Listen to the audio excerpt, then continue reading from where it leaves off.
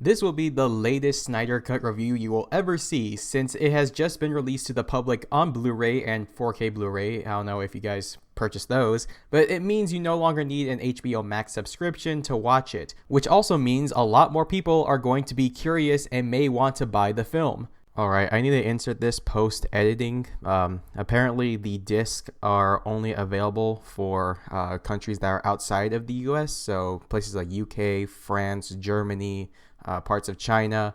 Only they can have the disc at the moment. It will come out later in the US, just not right now, mainly because HBO Max is not available in those countries. So that's literally the only way they can watch this film. So my US viewers, this is not available for you yet, just for, all the other countries I just mentioned. So today I want to talk about Zack Snyder's Justice League, which came out back in March and was an HBO Max exclusive up until today. But why is a gaming YouTube channel talking about the Snyder Cut, you may ask? The entirety of DC is special to me. I grew up with movies like Christopher Nolan's Batman trilogy and the Superman movies with Christopher Reeves, along with TV shows such as Teen Titans, Young Justice, and other TV shows like that. So me hearing that DC was going to try to create a Justice League movie series back in 2016 was extremely exciting to me. And after watching and liking Man of Steel and Batman v Superman, the Ultimate Edition, don't mistaking it for the original, the Justice League was very promising. But when it first released in 2017, it was disappointing, to say the least. So what happened? Why did the original fail, and why does the Snyder Cut exist in the first place? I can't really blame anyone for the disaster of the Justice League 2017 version, since it was the result of a family tragedy that happened to Zack Snyder, the original director, that caused him to leave the production of the movie in the hands of Joss Whedon, who was known for making the Avengers movies, the polar opposite of DC. Don't get me wrong, I do like Marvel movies as well, but I like Marvel and DC for different reasons. Marvel movies tend to be these action-packed, thrill-seeking adventures, while DC is more dramatic and serious with their storytelling. Joss Whedon did what he did best. He made a Marvel movie out of a DC script, which was why it was negatively received. Since the original release, people have been asking for Zack Snyder's take on the film, as it was clear that the original movie wasn't how Snyder would have created it. For years, we got nothing. People were even mocked for believing that a Snyder Cut existed. That was until 2020 when Zack Snyder finally showed off a piece of his version of the Justice League and announced that it would be streaming exclusively on HBO Max. A lot of people brush this off as just another director's cut, and I can't really blame anyone for that as well, since it was advertised as one.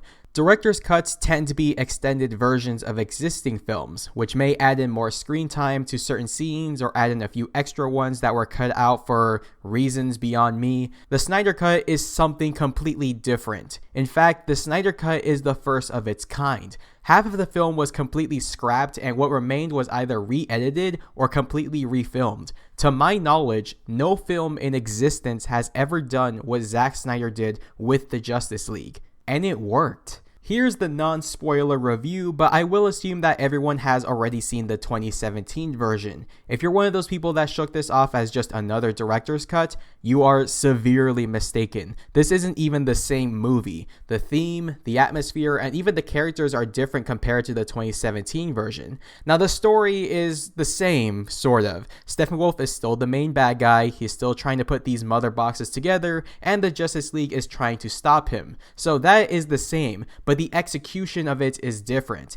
Zack Snyder went with a more dark and serious approach, which made it feel like Man of Steel. Snyder not only added a bunch of scenes from his original cut, but he also refilmed certain scenes and filmed new ones, such as the nightmare scene. The CGI has been improved, the soundtrack has been drastically improved, more characters have been added, character development is much better. It's really hard to explain the changes because you actually have to see this and compare it for yourself. It's really hard to talk about it without actually spoiling the movie. However, there are a few negatives I have to talk about since these may be turnoffs for many people. The first and most important factor is that this may not be for the average viewer. I know that this might sound either silly or obvious, but the film was made for fans of the DC Extended Universe or DCEU. And if you're just some average Joe about to watch the film just because their friends said it was good, it might not be for that person, mainly because of the other three negatives I have with this film.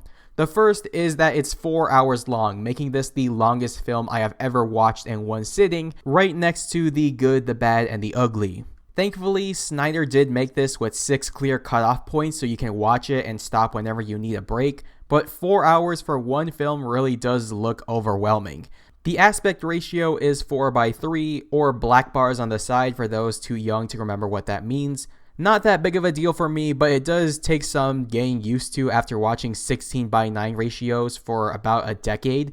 The final negative I can possibly think of is the overall theme of the film. I know I kind of touched on this already, and I know I said I liked it, but I feel like I need to further explain it. If you've only watched Marvel movies, you would know that they're very action-paced and are full of adrenaline-rushing moments with quirky jokes and uplifting victories, which isn't a bad thing, but DC kind of does the opposite. For example, in the first Captain America movie, a Marvel movie, Steve and his team literally run and gun through Nazi territory for half of the film like it's the easiest thing in the world.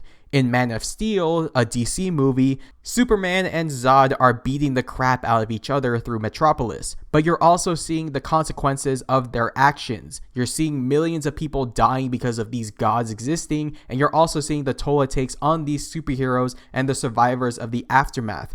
If you're not a fan of the way DC runs their films, you might find the Snyder Cut boring, and at that point, I would just recommend you to skip out on this one. The other kind of person that will hate this is if you're a nitpicker. A lot of people that really don't like the Snyder Cut based on other YouTube videos, they always nitpick on like little things here and there, like why Wonder Woman has to explain how the lasso of truth works to everyone she uses it on, or the way Steppenwolf looks at something. I don't really understand how people can just pick that and just hate the movie for it.